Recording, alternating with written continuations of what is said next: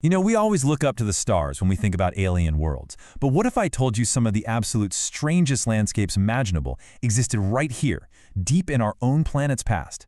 Today, we're going to explore Earth's incredible lost ecosystems, the very worlds that built the ground beneath our feet. I mean, that question, that's really the heart of our whole journey today. We're going way beyond just dinosaurs and volcanoes. We're digging into a time when the fabric of life itself, what a forest looked like, how the air felt, was just completely alien. So that leads us to the core mystery we're going to try and unpack here. How did these incredible ancient worlds rise up and completely dominate the planet? And, maybe even more interesting, why did they fall? What catastrophic forces led to their collapse? All right, let's dive in. All right, our story, it doesn't start with some big bang or a huge explosion.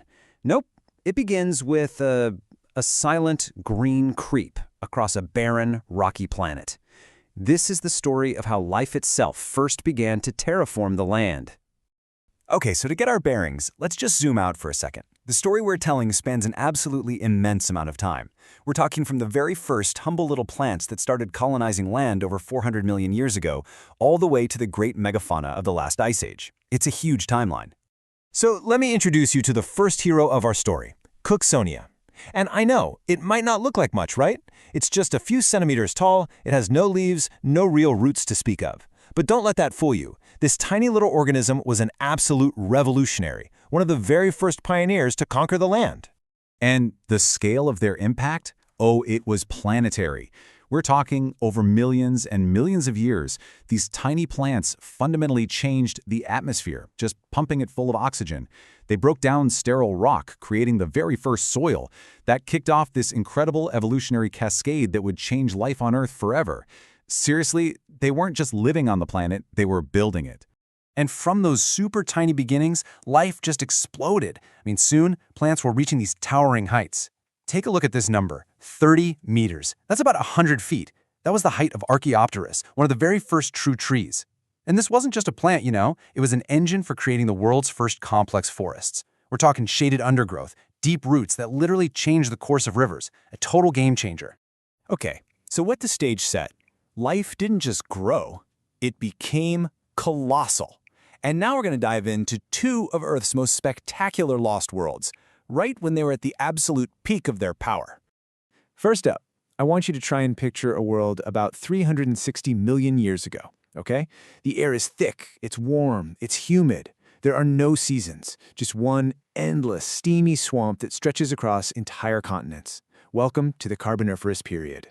And this is where things get truly alien. I mean, forget everything you know about trees. Forget oaks and pines. These forests were dominated by these bizarre scale trees. They weren't even true trees. They were giant relatives of club mosses with bark that looked like reptile skin.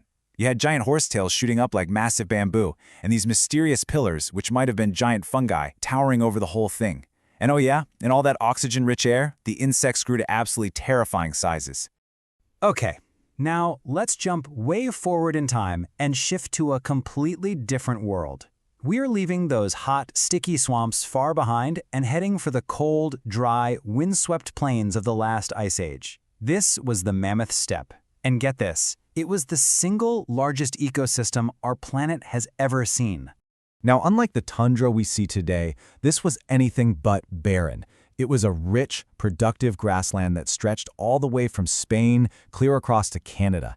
It was a world of giants. We're talking massive herds of woolly mammoths, woolly rhinos, and steppe bison, all being stalked by huge predators like cave lions and wolves.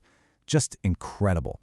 But these incredible worlds, right? These ecosystems that dominated the planet for millions and millions of years, they're gone. So what happened? Why did they vanish? Well, this is the story of their collapse. So for the great coal forests, there wasn't a single killer. It wasn't one asteroid or one volcano. Instead, the planet's climate just became violently unstable. The evidence points to these intense cycles of extreme cold snaps followed by really rapid warming. The swamp forests, which needed all that water, were just whipsawed by these changes. They simply couldn't recover. It's a pretty stark reminder of how sensitive even the most dominant ecosystems can be to rapid climate shifts. Now, the end of the Mammoth Steppe, that's a more recent mystery, and there are two major suspects in the lineup. First, climate change. As the Ice Age ended, the climate got warmer and wetter, and that basically destroyed the grassy plains that all the megafauna needed to eat. But at the very same time, a brand new super effective predator was spreading across the globe: us. Human hunting might have been that final push that sent these incredible giants into extinction for good. So these worlds have vanished, right? But the thing is, they're not really gone. Not at all. Their legacy is written into the very rock of our planet, and it profoundly shapes our civilization today. I mean, their gifts are literally all around us. The very air you're breathing right now, that was created by those first green pioneers. The soil we use to farm our food, that was born from their decay. And the coal that powered our entire modern world, well, that's just the compressed down remains of those ancient swamp forests. It's basically a form of buried sunlight.